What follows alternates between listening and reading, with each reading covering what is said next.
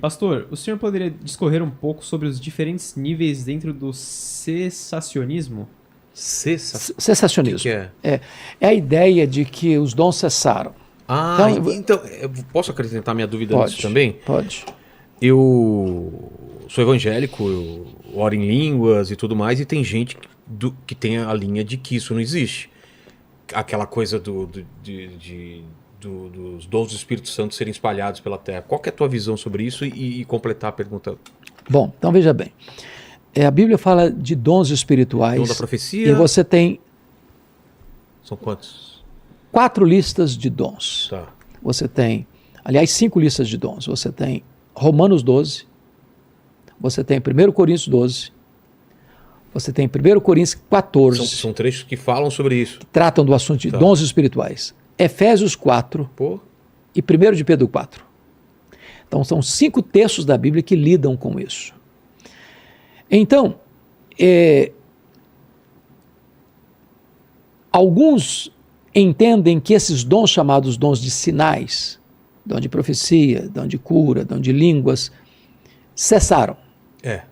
Porque entendem que quando vier o que é perfeito, o que em parte será aniquilado, entendem que o que é perfeito seria o cânon, fechamento do cânon. Terminado, a Bíblia agora está completa, tem uma capa ulterior. Mas cessaram quando? No momento em Cristo? Com o advento dos apóstolos, depois dos apóstolos, teria cessado. O que eu pessoalmente entendo? Eu entendo que os dons são contemporâneos, mas não entendo, sou cessacionista, não entendo que aquilo que as pessoas chamam do dom é dom. Por exemplo, Entendi. Não creio que dom de profecia é eu dizer para você, meu servo, como se eu estivesse trazendo uma revelação nova para você. Entendi. Isso não é dom de profecia. Isso é o quê? Dom de profecia na Bíblia é expor as Escrituras. É quando você abre a Bíblia, explica a Bíblia, prega a Bíblia, Entendi. Aplica a Bíblia. Isso é dom de profecia. Isso existe. Isso existe. Tá. Eu não creio, por exemplo, que o dom de apostolado é que hoje tem os apóstolos. Não, eu creio que nós tivemos os apóstolos e que hoje nós temos o dom de apostolado. Diferente. Eu não creio que o dom de línguas, do jeito que se usa hoje, tem amparo nas Escrituras no seguinte aspecto. Primeiro, não creio que a evidência do batismo com falar em línguas, que a evidência do batismo com o Espírito Santo é falar em línguas. Tá, concordo.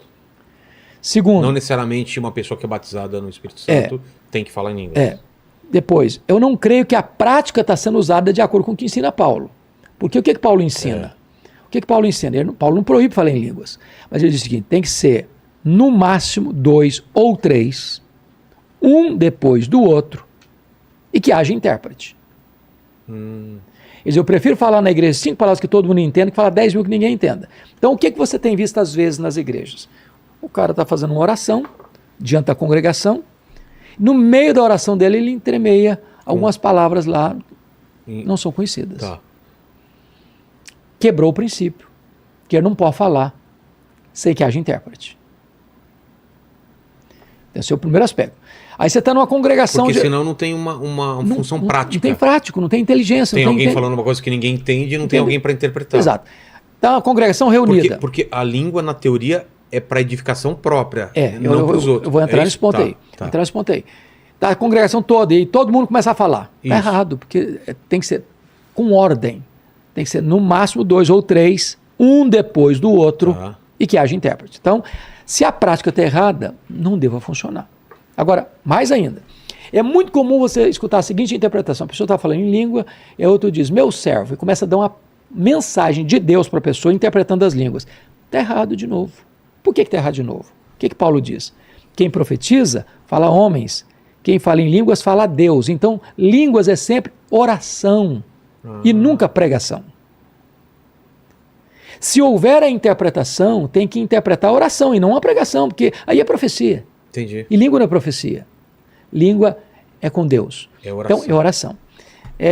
O nosso saudoso Juan Carlos Ortiz diz que línguas é o dom de pijama, é o dom da sua intimidade com Deus. Não é para ser mostrado. É da sua intimidade com Deus. Então, Paulo não proíbe falar, mas orienta como falar. Então, Quando eu digo para você... Mas qual é a função? Por que... Autentificação. É? Para autentificação. É por isso que na colocação de Paulo é o dom menos importante. Porque todos os dons são dons para edificação do corpo. Se não houver interpretação, não vai edificar o corpo. Quem fala em mistério, ele nem sabe o que está falando. Entendi. E isso, o que tem a ver com o Pentecostes? Ou não tem relação? O Pentecostes, veja bem, embora eu não tenha unanimidade nessa opinião, mas entendo que o que aconteceu no Pentecostes não é isso que aconteceu em Corinto. Tá. Porque lá em Pentecostes o que está acontecendo é que todos entendem, e ali é língua vernacular, ali é língua falada. Existe e cada um está entendendo. Dialetos. Tá. Né? E cada um entendendo a sua própria língua. Entendi. E o Espírito Santo, o que é? Porque tem Deus, Jesus, Cristo e o Espírito Santo. O Espírito Santo, ele é o quê? Ele é Deus. Então nós cremos na Trindade. Função, Nós cremos na Trindade. Nós cremos no Deus Pai, no Deus Filho e no Deus Espírito Santo. Os três são da mesma essência, da mesma substância, são três pessoas distintas, mas um só Deus. Então, é o Deus Trino. De tal maneira que o Pai não é o Filho não é o Espírito Santo não é o Pai nem o Filho. São três pessoas distintas, mas de uma só essência, da mesma substância.